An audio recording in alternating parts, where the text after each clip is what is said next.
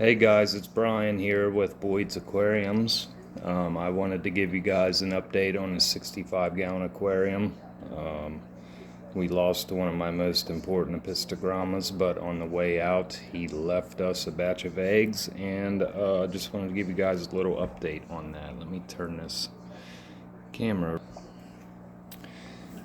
And these are the apistogramma vegetae, or however you want to pronounce that. It is the apistogramma that looks a lot like the McMasteri. I have a video on my male before he had passed, and he left us with 36 fry to start, and we are left with 8 very healthy fry. All 8 of them are going to make it. They all went through the transitioning stage. As always, it's a lot harder to raise these things on your own than letting the parents raise them. And get you guys a good view of these guys here. Let's see if we can zoom in. And they are filling up on baby brine shrimp from Aquarium Co-op. I like their brine shrimp a lot because their eggs, when they hatch, all the eggs go to the top. Just makes it a lot easier to harvest. It seems like their brine shrimp size is just perfect for baby shrimp.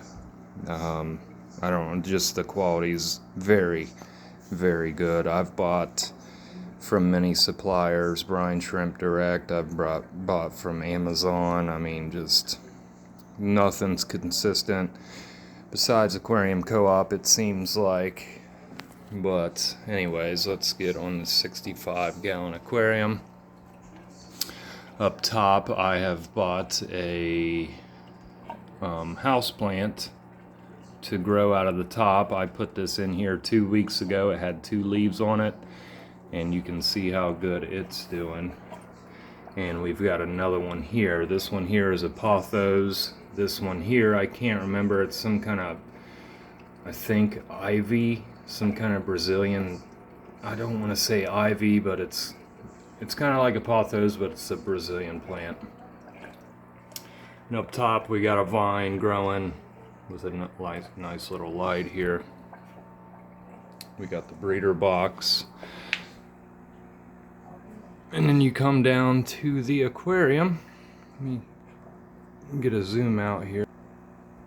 Okay, here we go. And what's changed in this aquarium is, as you can tell, the swords have literally gone crazy in here. We had a deficiency, as you can see there. Of course, this soil has actual soil underneath it. I did a father fish style on this aquarium, and I'm thinking it's got some deficiencies in the soil, is why the swords were doing that. I stuck some root tabs at the bottom, and ever since, all the new leaves coming out are green as can be. We've got some beautiful crypts growing in here, S. repens. Let's see, we got some boos. We got Java ferns, Anubias. You see the boos back here. We got some Nana Petite, boos here, boos here. There is literally all kinds of plants in here. We got the spiral sword. We have the, what sword is that? It's got the pointy tips on it. I'll think of it here in a minute. We got it in a pot there. I had probably 10 of those from a mother plant, with the Rotala back there. I recently cut it off real short when I started my Neocaridina tank, and I took some clippings from that. And the reason I cut it off so short, because the bottom half was dying, because as you can tell, this is a very tall tank. The bottom half was dying, so I cut it off short to see if it would grow back. it didn't. So I ended up planting it back in here along with some jungle val that I just planted a week ago, and as you can tell, it is starting to come back now. Jungle val, when you plant it, usually kind of dies off, and then it comes back very quickly. And as you can see there's some new shoots coming out, and here in about 2 to 4 weeks it will be doing amazing. Some new fish we've added to this tank since I've made a last video. I think the only fish we've added are a Corydora species. I can't remember what they called them. I got them at Petco right there. I think they called them the peppered Corydora. And then we got them guys right there.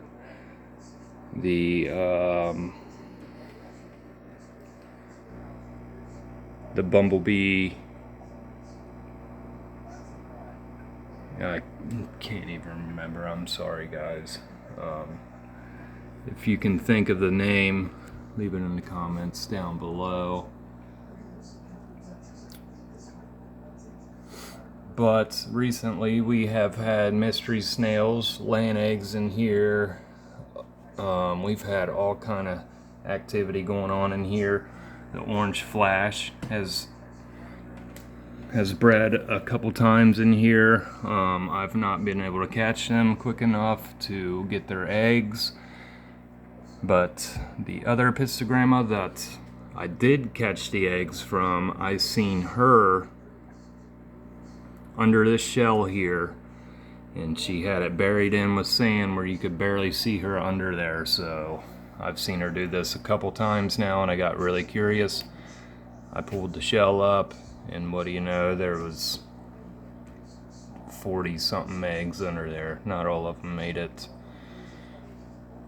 But this tank is very healthy, doing well. We do have some hair algae, which I'm going to let it grow. I'm going to end up putting it in the shrimp tank. Look at this guy here. This is my next breeding project. Beautiful orange flash Apistogramma. As you can tell, I'm a huge fan of the Apistogrammas, and I love breeding them. Over here we have the Apistogramma nagisoni. That is the female, and this is supposedly the male, but I think it looks a lot like a male, but I've had him for 4 months now, and he has not grown in size at all. And him and her fight like two females would. So I'm guessing that that is a female that just looks like a male. It don't have black on the on the fins like a male or a female would. I mean, all its traits look just like a male, but it's staying really small like a female. So I don't know what's going on there. The German blue ram back there, he's been in here for, I don't know, 6 to 8 months. He's doing great. It seems like in my area the GBRs are really hard to find without some kind of parasite or some kind of disease. And they're hard to keep for longer than 3 months, it seems like, but he's good. He's been treated. I did have a spawn from him in the last female that I had, but she got some kind of bloat and she did not make it, which tends to happen with the German blue rams around here, it seems like. Let me come around here to the side and you can see these new Corydoras that I got. If you guys know what them are called, leave it in the comment section below. They just called them the pepper cories. And here's the nagisoni. She is in breeding colors. Such a beautiful fish. And the honey grammies up there. That mystery snail jumped out of the tank last night. But still seems to be doing well, so we're going to leave him her in there and see how she does. I'm hoping to breed a pair of these veal tail angelfish here soon. I don't know what the wife's gonna think about that, because they do have a lot of fry when they breed, but look at this activity we got here with the gouramis.